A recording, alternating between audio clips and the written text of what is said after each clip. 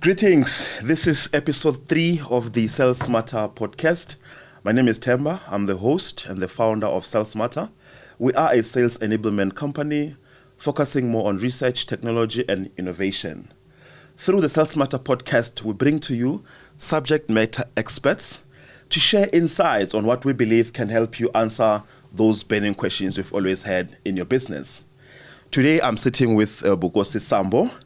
Vukosi is an experienced executive, a change agent, strategist, a thought leader specializing in data science, AI, machine learning, deep learning, analytics, BI, data management, data monetization, digital cloud computing, information security, customer insights, risk management, remuneration, business development, business architecture, agile project management and operations management. Vukosi has a keen interest in helping organizations implement data and technology strategies to ensure the realization of value from information assets and positioning data as a strategic asset and enabler to digital and business transformation. Must I continue? No, I'm good. Yeah, it went quite long, Because there's still more. because there's still more. Vukosi, welcome. Thank you so much. Yeah. I think if I left out anything here, I know you're also into the Comrades Marathon. You are into other things. But if I left out anything that you feel the audience should know about you, please go ahead. No, I think you've covered it quite well, Temba, and thanks for having me. I'm very passionate about data, digital transformation, AI, technology, and how those will really power future growth, both for businesses, the economy, and society at large. So that's really my passion point. Okay. When do you get the time to do all these things? You are a data this, you are a Comrades Marathon, you are a father, you are a husband. Where do you get all this time? Funny enough, I get that question quite a lot, and I always start by saying time is probably the only fair and equal thing we have. Everyone has got 24 hours. It doesn't matter whether you're a Temba or Vukosi or a president. So basically, it really boils down to trade-offs and prioritization. There's no magic. Actually, I'm not one of the people who believe in even work-life balance. You have to take from somewhere to give to somewhere. 100%. And it's also just making sure you do it in an integrated way. And that is where passion becomes very important, because when you're doing something that you're passionate about, it doesn't feel like a strain, or it doesn't feel like it's this 2 hours of pain and so forth. But yes, you do really need to be disciplined more than anything else. 100%. Because time is one of those assets that once lost, you can never get it back. So I get what discipline you mean. is very, very important. Yeah. I hardly ask this question to most of my guests, but with you, I wanna actually go that route. Yeah. Let's think of Vukosi at 15. What is he doing? What is he thinking about? Where is he? Sure, I was somewhere in the village in Limpopo called Tititi, so just after Malamlele, far end next to the Kruger National Park. Yes. So I was really busy with my high school and starting to think about what I'm gonna do when I matriculate. Okay. And I knew very little at the time. I mean, technology was not anywhere near what it is today. So a lot has since changed. And I talk to my son at times, and he's got no clue how it used to be. But I did love maths and science all my life, from really my upbringing. So you're one of those smart kids. those smart high school kids. Smart is relative, but let's just say I did do well in maths. And So even when I was starting to kind of conceptualize what I'm going to do post-matric, I knew that I was always obviously going to advance my studies. I always looked for fields that were more scientific and mathematical in nature. So, but not medicine, definitely. Funny enough, I work in healthcare, but the idea of just dealing with blood and patients scared the life out of me. But now I help people help get access to quality healthcare and help improve their health and wellness. Yeah. So I matriculated eventually, and I was fortunate to get a scholarship to go to VETS and study my economic science degree. And post that, the rest is history. I'm a lifelong learner. I went on to study a lot of things, 100%. and just as broaden my perspective on things, on life in general. So it's one of the things I will never stop doing. But yeah, that was me at 15, confused a little bit, looking after my father's livestock and all that, and between that and school. Yeah. Okay, that's beautiful. Yeah. So I think where we are right now, and I'm sure you'd agree, we are finding ourselves in this competitive business environment today. Yes. Everyone is competing on gunning for the same customer, if I can put it like that. Yes. How can businesses break through that and drive real growth? Yeah, so I mean, starting with growth, I think it's a very fundamental area, and I think it's one of your passion area from a sales perspective. Any business that is not growing is an unhealthy business. I think we need to start there, right? And what is starting to really happen in this age of big data, AI, digital, is that understanding what the triggers to create value for your target customer base has become the real big play. And that is where, my forte or my specialty really comes into help my business or businesses. Yeah. In that you need to really have a very good understanding of who your customer is. Okay. So that you're able to personalize and really tailor your product and service offering to really meet their needs, because we are all really gunning for the same customer, like you're saying, and it has even become an attention economy, I say, because they just attention economy. I like that. Yeah, it's just so much clutter. I mean, how many apps do you have on your phone? A lot, and actually now you are more even at a stage where you're trying to offload, right? The one that you feel like is no longer relevant and whatever. Yes. And if you go to an app and maybe it takes longer to respond, you quickly move on to the next. So the ability to really differentiate yourself in what you offer and how you enable access and be insightful and customized to your client base, so that you really do drive that hyper personalization that differentiates you from the rest of your peers, is really a key activator to soliciting sales or growth or response from your customer base. And that is quite key, and data is a big player in being able to really activate that, so that you drive revenue, you optimize cost, you manage risk, you improve customer experience, because you are gaining better and better understanding of your customers all the time. 100%. And so we talk about growth, and I feel like growth in business has to do many times with sales, right? Yes. Because we have to drive revenue growth, right? Yes. I want to ask you this following question, and I'm interested really in how you're going to approach it. How can businesses today become a successful sales organization? Not just a sales organization, but a successful one. What are those pillars that business need to keep in mind at all times? Yeah, I think the first and foremost thing is that businesses today need to work in a collaborative model. Because gone are those days where sales should be left to the head of sales or chief marketing officer or whatever the role may be in your organization. Because you quickly find out that in order for you to understand where those areas of opportunities to pursue sales and growth and drive higher levels of conversion have a lot more to do with just being a very, very good salesperson. Yes, the traditional fundamentals of selling are still very important, and they will never go away. Things like people buy you and all those things that you can educate me all day about, right? It's not my area of expertise. But you quickly find out that, the power, firstly, for example, for me as someone who operates in the data and technology space, to help my sales colleague, for example, to say these are your opportunities that are out there, and this is how we can size them, and this is what we know about these opportunities and the people behind them. That is a data job, and that is where AI is able to do that at speed with higher levels of accuracy. And for you to be able to do that, it means you need the right level of computing power to be able to do that. And the main reason being that this whole digital thing, if I were to demystify it to you, is that it's just a customer network effect manifestation of digital technologies, which is creating big data than we have ever seen in our lifetime. The amount of data that we're creating now a year or even daily is more than what we created between beginning of time in 2003. While that can be argued as to whether it's accurate or not, it's a separate thing, but you get the point. You know, 100%. And we are able to now process it more, and that's where what AI does better, because I'm a mathematician by trade, I do data science, but geez, I wouldn't even be able to process such amount of data that we create. I mean, in my organization, we create 25 million data points monthly. Yeah.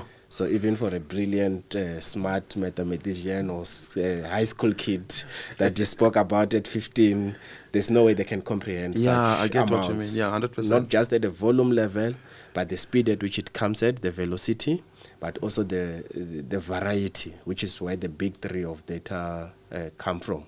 Yeah. Because it's now text data, it's image data, so it's also complex than it used to be.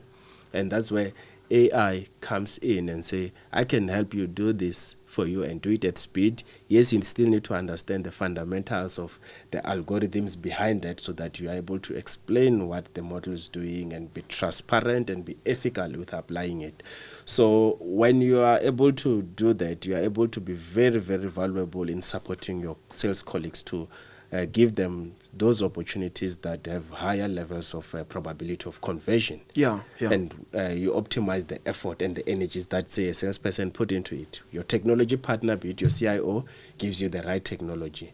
But as well, it all starts with the business also having a very clear purpose and objective to say, this is where we want to play. That's where the role of strategy comes in. And when we do bring in this business through people like you, we need to understand. I mean, Salesforce released a very interesting insights in last year's publication to say 54% of sales is now coming from return business, and that's where the power of relationships, customer experience, how you service post sales is one of the greatest levers these days of growth. Not newer customers per se. Those still are relevant. So you realize that then your chief operating officer, for example, in how they design a brilliant customer experience model and servicing strategy for post-sales experience are fundamental to how you are going to get cross-sales and upsell from your existing base. 100%. So now everyone is involved. And that's why when we think of sales, it's no longer a sales head job. It's the COO, it's the data guy, it's the IT guy. It's everyone in the table. It's the CEO, coming to the party. The CFO understanding what is our strategy, what are our investment opportunities. 100%. So we need to become a sales organization, like you say, not a sales department. So are you in short saying that when sales are low, we shouldn't just put blame on the sales department only? Is that what you're saying? Yes. Okay. Definitely, because it might be that they're low because you are targeting the wrong audience, and it's because the data guy didn't give you the data of who the right audience is. 100%, I get you. As an example, I know I use a lot of data because it's my that's space. Perfect. Yes, 100%. Or your customer experience is low, your service levels, your turnaround times in servicing. Turnaround time. That's another big concern we're hearing from some of our clients in the market. Exactly. Things which should be taking, 30 minutes are taking 3 days because of that change. Exactly. I want to ask you, when we're still on this topic of growth, growth and sales success. Here's a business today looking for that growth, looking for sales success, right? We learned from Michael Porter about the key intelligent questions businesses should be asking themselves, right? What are those questions according to you? What are the top 3 questions that every business out there should be asking themselves? So, I mean, I'm a big fan of Porter. My voice and everything, but I think for me, I've started thinking about it a bit more differently lately. So, I mean, just to whet appetite for a conversation even out there, it really goes back to the earlier question that you asked about where do we get all the time? Is that when everyone actually is somehow in that boat that I'm in, right? And everyone is really has to make a decision at every minute or every hour or whatever the frequency is, but that frequency has become smaller and smaller. As to why do I dedicate my time my resources and my energies too. People are no longer bored. Yeah, that's a good point. People are no longer bored. You know, you go to your screen time, you'll see. You never really have these moments where you feel like, I don't know what to do with myself. There's always something. There's always something. So my view is to say you need to get very good at understanding where your customers are spending their time. Okay. So that's question number one, possibly. That's question, where are your customers? Where do our customers spend their time? Yes. And maybe we can have a follow-up. What do they spend their time on? But let me not take over. Go on. Yes. And then secondly, yeah. What does value look like from them? Because at the end of the day, you're going to try to solicit an action or response, be it you nudge them on a digital device or you reach out to them telephonically or whatever. And you need to do that quickly, and you need to be very, very explicit and not second guess yourself and not wander around. You need to know what your value proposition is. Right. And then the third for me, and because, you know, we are seeing obviously the move to digital. I mean, South Africa, for example, as a case, there is already a 90+% penetration of mobile phones. So people do have this, you know, albeit all the challenges of network, load shedding and others. I'm not going to go into that. Yeah, 100%. But the point is, we can all see that the signs are pointing in the one direction. That is your new target area, that device. And when you do understand how to get their attention and how to propose something that is of value to them, and you convert them, how do you keep them? Relationships and a customer experience will be critical. And all of these need to be hyper-personalized. And I use the word hyper because you really, really need to get to that lower degree. I work in healthcare. You need to personalize my healthcare experience to my needs. I run Comrades, for example, you said. But, you know, how many organizations today out there, maybe healthcare organizations, are saying this is your personalized journey that takes into the account that you're also a Comrades runner? Because we're probably not even getting in that kind of data into your system. You think you are just concerned about paying medical aid claims, for example. So it's that kind of a change in the way of thinking that now looks to understand the person holistically and take them on a journey with you. And that will require lots of partnerships for these different data points that some of it, the data is sitting somewhere, not in your own organization. And there's no time for you to go build your own when you can partner and build data ecosystems. So it's an ecosystem way of thinking. Is it because there isn't that some businesses are struggling to do what you just said now? Yes. Is it because they're not ready for that? Is it because they're not taking it seriously? Or there's another reason? I think readiness is a big area, and let's just start by saying that it's an issue of adapt or die. It's no longer a question of adapt or die. Yeah, it's no longer a question of if, it's a question of how. So yes, you need to do it or you'll be out of the game. I mean, the McKinsey study that talks about the role of AI between now and 2030, it's showing that the staggering part of even growth globally will come from AI-related activities. And the laggards, those that adopt late or don't do anything, are going to be in a decline of as high as 30%. So you really need to start thinking about how you're going to participate in this economy. It is the new economy. Yes, 100%. You know, with its challenges, the ethical, legal, governance, all the related elements, it is about finding the how. And for me, it's easier to get your how right when your purpose and your objectives are quite clear to say, this is what we want. There are technologies and there are partners that are... This is why we're doing this. This is why we're doing this. And I've always said that for the smaller players, which are the ones that sometimes feel like they're at a disadvantage to be able to invest in these technologies, there is a way in which you can leverage and actually sometimes even leapfrog the big players, because you've got advantages of agility, lesser governance challenges in terms of ability to move forward. Bureaucracy. You know, the agility is just a whole lot better. And there are technology partners. I'm not in any way trying to sell cloud. I've dealt with cloud at multiple occasions, and it's got its own cons and challenges, and you need to know what you're doing there. It's not a plug and play scenario, but those kind of technologies in some instances do allow you to really leverage existing technology services like big players, but at a fraction of a cost, and scale it as and when your journey sort of improves. So for me, it really does boil down to saying, understand what question you're trying to solve. Okay. Partner right, get the cost right, learn fast. Okay, learn fast. Learn fast, and that's where the power of data is, because it allows you to do reinforcement learning all the time as you go along. Okay. Yeah.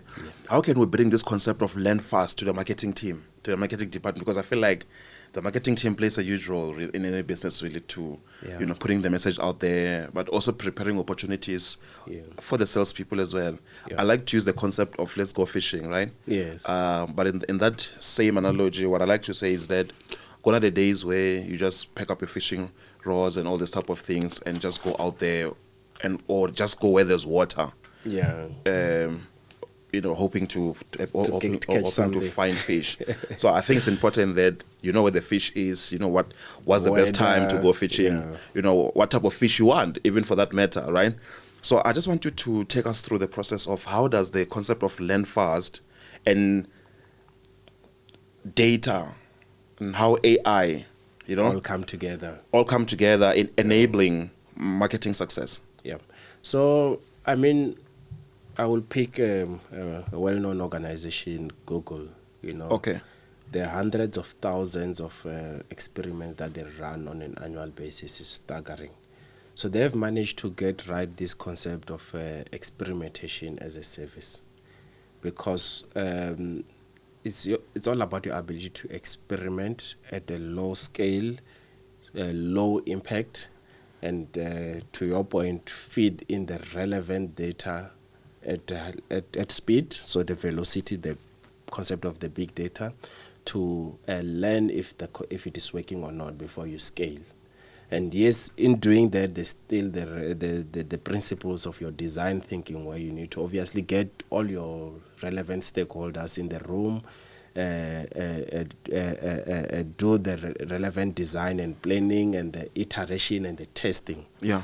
But those can be done today in days and at worst weeks if you set up that environment to drive that collaboration. And there's even collaboration technology tools like your Power Apps and so forth that have all the different kind of applications that can help you achieve that. Right? Yes. So for me, it really boils down to rapid experimentation, because you are able to then run multiple experiments and do your A/B testing, whatever you want to do, to understand the consumer taste and test the products and solutions at speed out there with a select cohort of your customer base or potential customer base, and get a sense of what the customer response is before you then go full blown into bigger marketing spends. I mean, historically, there will be that big discussion of the marketing budget and how big it needs to be. And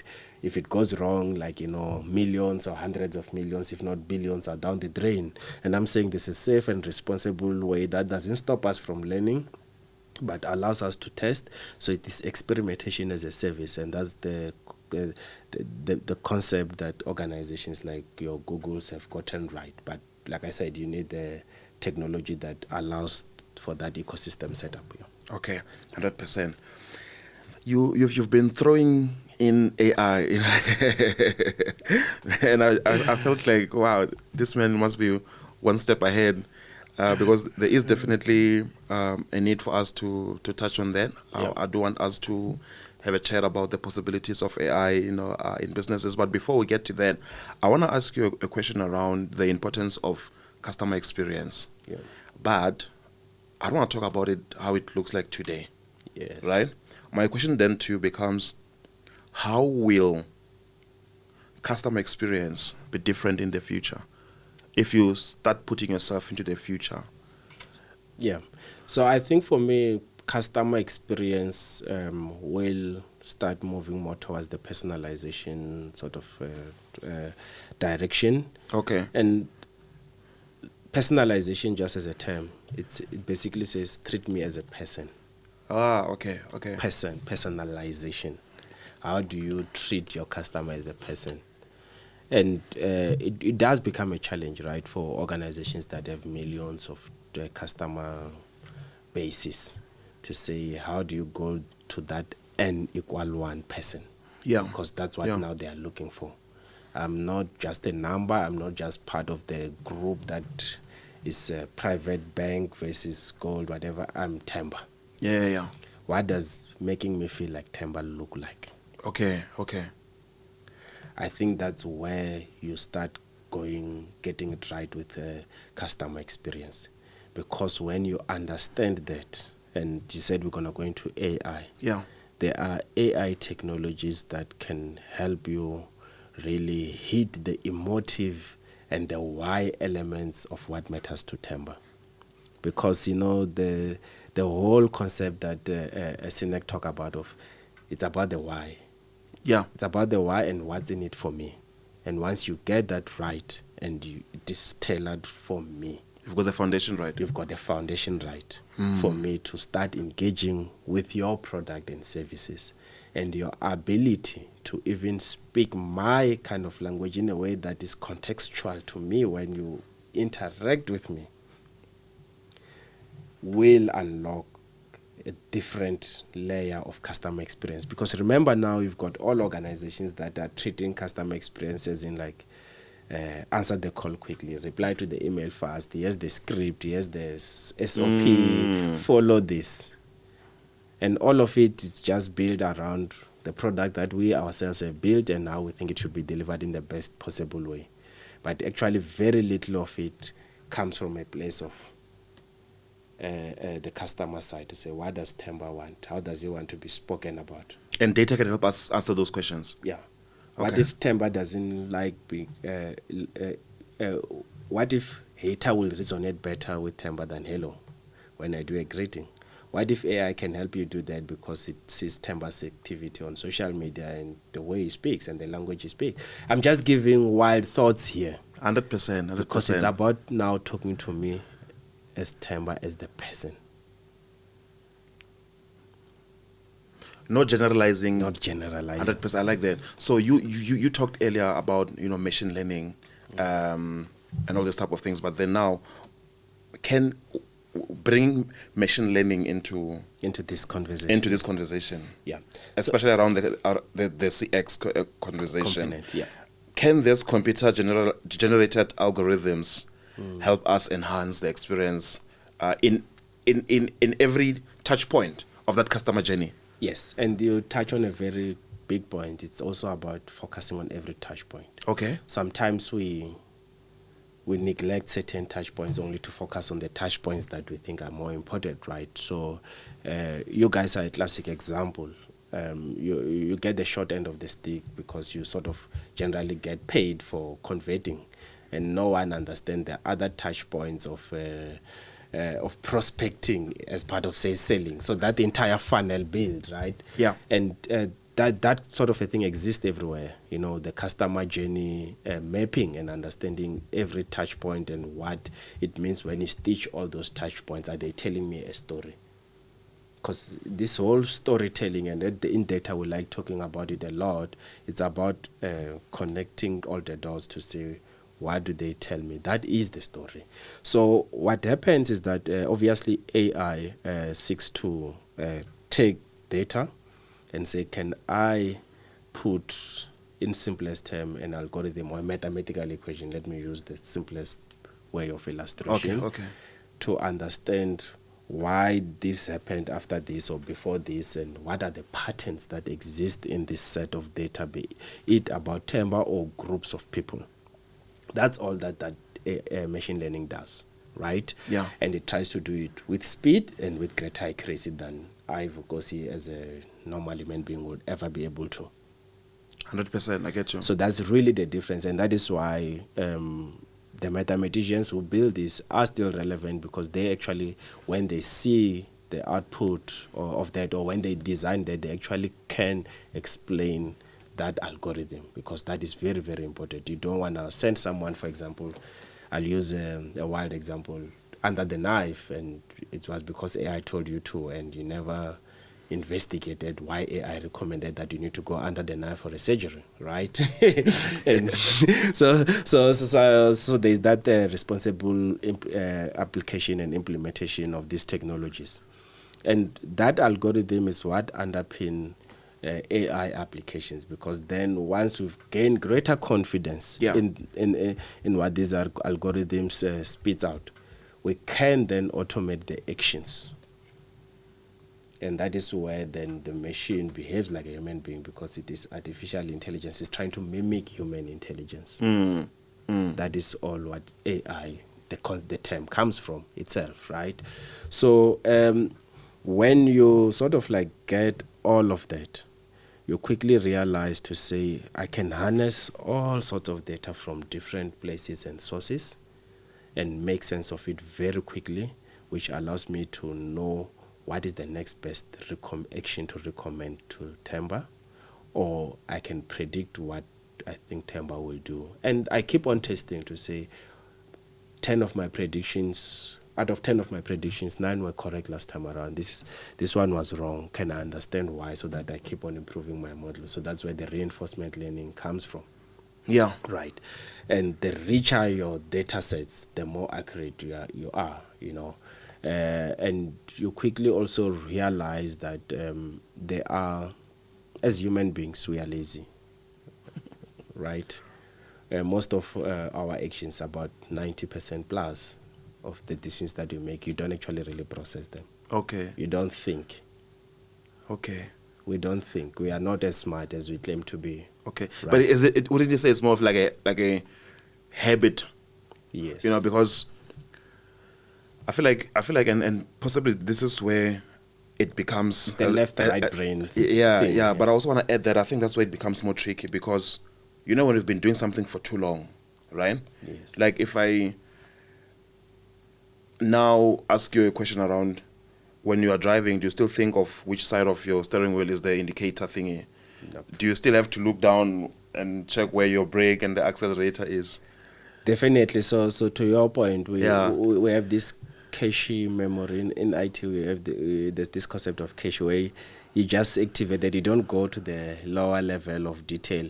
And for the simpler things like the one you are mentioning, it's okay. But the problem with human beings is that we behave like that even in instances where we need to be applying ourselves a whole lot more before making decisions. But because there's that neuroscience left right brain laziness part in us, we don't. I mean, do you have medical aid? Since I work in the industry, do you have medical aid? Do you really, really honestly know the product you bought? You don't. No. And don't feel bad. It would be bad for me to say I probably don't either. But let me actually explain it to you. We've got tens of thousands of ICD-10 codes. ICD-10 codes is this code that you use when someone gets diagnosed with a particular condition. Yeah. So for every claim that comes to me that I need to pay, it needs to have this ICD-10 code, and upwards of 70s of thousands of this. So if you went to the doctor today, there could be so many things that could potentially be wrong with you. And how do you expect a general person out there in the street to comprehend all of that and be able to go and say, like, this is the plan that is likely to save me for all these permutations of things that could go wrong with me? People don't even know their blood type. People don't know a lot of even some of the genetic and DNA-related, risk-related stuff in their body. So all you go and do which one looks more comprehensive at the most reasonable price. You just do a balancing act against that, what they tell you to be comprehensive. So it's complicated. Simplifying that understanding. And this is where generative AI, for example, can simplify, because now I'm going to talk to you in medical language. I'll even move further away from you. You won't know what I'm talking about. But how do I talk to you about your well-being in your language? I'm so glad you're also bringing this this weird generative AI. The elephant in the room. Yeah. Because my question on AI was exactly going to be that, right? And I was going to ask you, how can we use generative AI to process the data capabilities today? Yeah. So I mean, there's a book. First, let me start by Kung Fu Lee. It talks about AI superpowers. Okay. So one of the things that is predicting, I'm not sure if he still holds the same view today, from the time he published the book a few years ago, was that because of how AI works and its need for a lot of data to be able to build robust AI machines and algorithms and MLs, it will create further divergence and polarization between the haves and the have-nots. So the North Americans, the Westerns, because they have the technology, the investment to put money into training these models, and further move away from the underdeveloped or the developing nations. Okay. So he feared that this will start centering power in the North Americans, Westerns, and maybe your China and so forth, and everyone else will fall off. And this even has a risk. I mean, the amount of data that is out there in the internet, and I just recently saw an article to say, unless if you had copyrighted your material online, you actually don't have necessarily a claim on it. ChatGPT or whoever can use it, right? Yeah. So that's a scary sort of thing, but we've always known that's how these models were built. So that's what he predicted. But if you look from the time of the ChatGPT hype and launch, and everyone going into it, and for good reasons, because it was the first time a Temba who can do a VLOOKUP on Excel can interact with an AI system and feel like, this speaks to me. And 6 months ago, you also thought you were an AI expert yourself, right? Everyone did. They're now, it's no longer. I'm so glad you're saying that. You talk about everyone thinking they're an AI expert and stuff. And I should have asked you this question a little bit earlier, right? And I feel like it's the same situation we went through with this 4IR era, right? Because whenever there was conferences, everyone would talk about how this 4IR is going to revolutionize everything and stuff. But it's the hypercycle. Gartner talks about it, and that when it starts dying down, people start taking a step back to say, what does all of this mean? My business model is still my business model. Is that evolving? And that's where I want to go with this question. Does everyone understand all these concepts, or because everyone is talking about it, then we all feel and see the need to jump on the bandwagon and want to say something? The minute the excitement dies out, then everyone goes back to, this is what we know. And I think it speaks to what we've been saying about habits. Your comfort space. We always want to run back to our comfort space. And this is why I think for me today it's so dangerous for businesses who say, we've been doing this for the past 200 years. We've been in business for the past 400 years. 2000 years BC, right? Yeah, definitely. So I mean, just to first complete your initial question, is that when that phase came to being, it was your ChatGPT, your Bard, the big players, just like Kung Fu had predicted, that were seemingly building these models. But the last 6 months has also seen a very, very fundamental evolution, which can be one of the greatest things that have ever happened. In this era of digital AI technology, big data, in that people are starting to take the very same large language modules that are being trained by these big corporates that have the big budgets, and adopt them at a lower training cost with their own data sets, but benefit from what the big guys have done on larger data sets, to be able to also build their own conversational generative AI models that allows them to achieve that same conversational capability, but responsibly, safer in their own environment with their own data.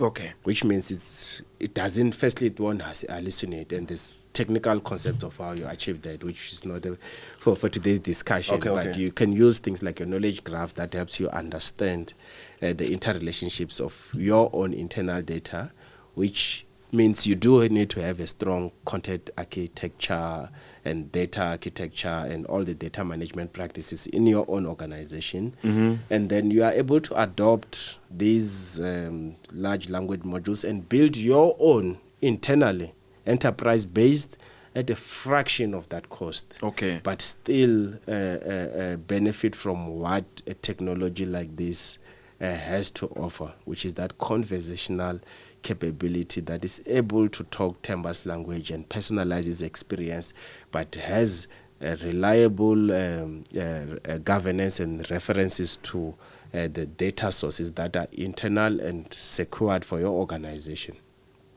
So that is powerful.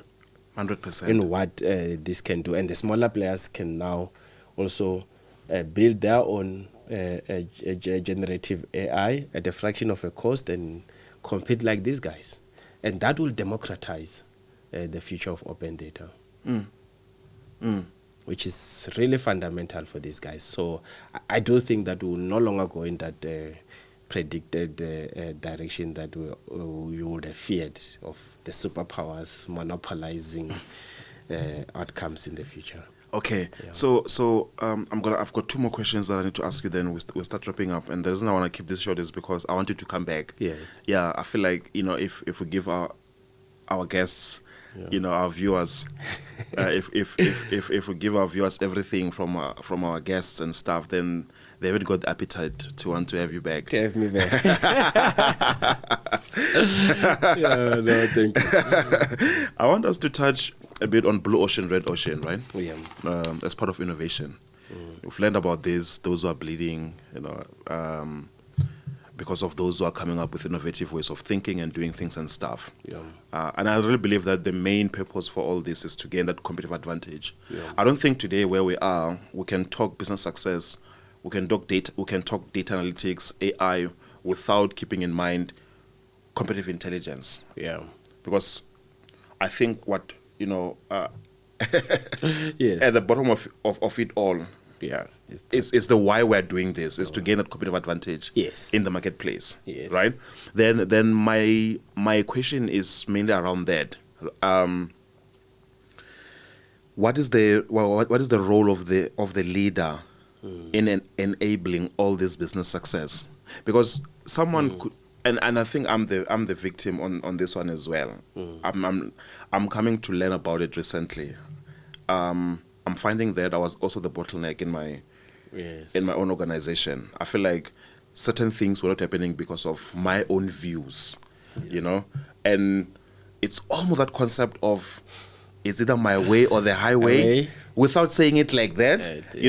It's like saying that, but saying it politely.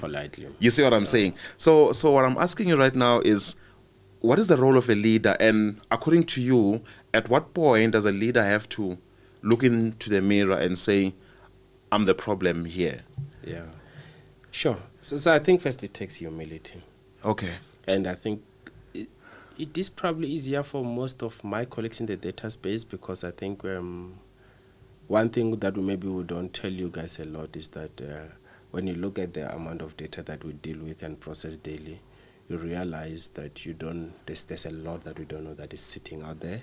And every time you build these models, the new insights that come out is things that you wouldn't have thought about. Okay, when you say a lot we don't know that's sitting out there, are you talking about the data that we are sitting with? Yes, and what it's telling us, the so what of the data. Okay. I mean, historically, you guys will do customer segmentation on demographics, right? But now you've got this concept of unsupervised learning, machine learning, where you kind of like, throw the data at this thing, and it starts grouping people maybe by the blue jackets that you and I are wearing that you wouldn't have thought about.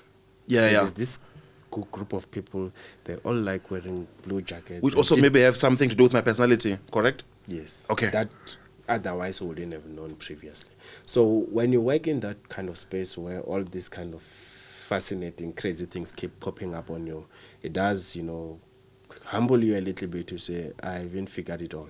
So that is one. So I think humility is quite important. I spoke earlier about experimentation. Power of experimentation in the learn fast. There's also the fail fast concept that people talk about. It's about being able to say, the reason we are setting up this new way of work is to be able to say, I was confident about my hypothesis here, and we have just tested it and found it to be untrue. Fail fast, move on. Fail fast, yeah. And 100%. it breeds a completely different culture, right? The third part about it is that for me, most organizations have in the past misdefined standardization, because I think when organizations start growing and governance and all these things start creeping up on you, and you can't ignore them, we want to standardize. That's why we've got SOPs for people who take calls, that's what must do, and all these kind of things. But where we got it wrong, it's and these learnings go back to the times of Henry Ford with the Ford, right? You can have your car in any color as long as it's black. But it goes back to saying standardization is actually about endless adaptability. How do you build something that is standardized from an endless adaptability perspective? Because that leaves room for personalization, for innovation, for curiosity, for innovation in a way that serves each customer segment or person differently, but within a framework. So it's all about setting up a framework that doesn't stifle people, but actually liberates them. Okay, I'm with 100%. And the minute you create that kind of a culture, I do believe that it does allow you to get out of the way and let the people that do the job and challenge you, Look, there we can talk about the leadership personalities and where to activate which kind, from authoritative to delegative to, servant leadership and all of that. But the whole idea about it is to say you need to set up a structure that when necessary, as Temba, the head of your business, you do need to step in and make the big call, right? Because you can't throw the whole potato to anyone else. The buck stops with you. So you need to understand those instances and apply them relevantly. Yeah. But as far as possible, empower the people. Okay. And I think it is hard. Some people get it easier than others. And it also does create a balance of trust but verify. So it depends on where your biases are as a person, but acknowledge them and be humble and know them, so that you know how to control them and allow people around you to actually challenge you and help you in that journey. 100%. I love that. Yeah. I love that. So back in the days of Gem Early, if you remember those days, yes. There used to be a part that they called freestyle. Yes. Which means you can just put things together, or yes, say whatever, sing whatever you wanna sing. It's all up to you. It's up to you. I want to invite you to freestyle as well. What is Vukosi's advice, for businesses out there? So this is you. I'm not limiting you to anything. This is whatever you believe that businesses today should ask themselves, should keep in mind. All those things. Go for it. Thank you. And I must just say, there are two things I can't do. I can't sing and I can't dance. So when you started mentioning Gem earlier, I was like sweating already. I'm like, where is this going? No, just kidding. But earlier on I spoke about the studies from McKinsey, and even if you look at your Deloitte, your PwC, or anyone else, the studies are pointing in the right direction. And it's all about how these technologies are going to shape the future.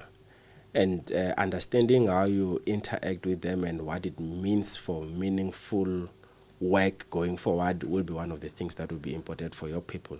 Because AI or no AI, you still need people. This is all about people. Okay. And you need to really put people at the forefront of that digital transformation roadmap or strategy that you have for your own organization according to how you want your business model to evolve. 100%. So it is very, very important that you take people on a journey with. That is the first and foremost, because the minute you get that right, the speed at which you move with lesser resistance, because people know where we're going and why we're going and how we're getting there and what it means for me, kind of like gets dealt with there. It's not easy, and it takes multiple engagements, and in some instances the impact is not the most ideal in terms of jobs and other instances, but we have seen this. That's why we say 4IR. It means there was a first, second, and third, and none of these have produced lesser jobs. So my view is that as much as we worry about this, it's just going to evolve the way of work, but not that people are going to not have jobs. That's my own freestyle predictions.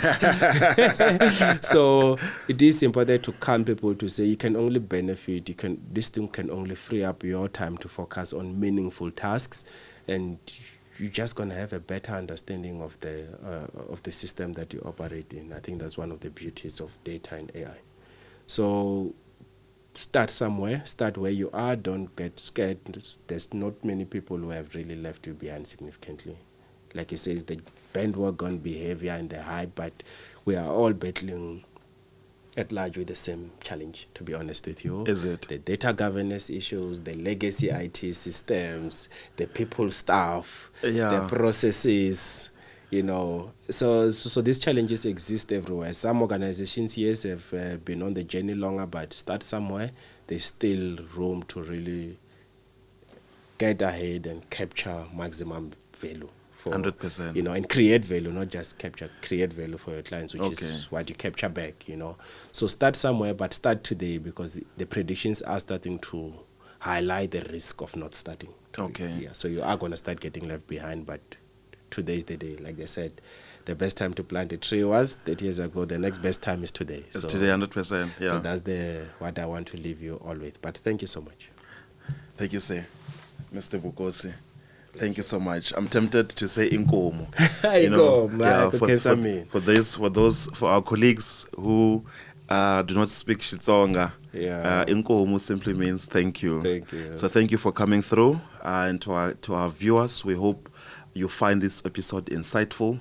We're definitely going to invite Vukosi back, because I feel and believe there's still more that we need to talk about. As the future of business evolves, there's definitely going to be, new topics which will definitely pose and bring in new ways of thinking, new ways of doing things.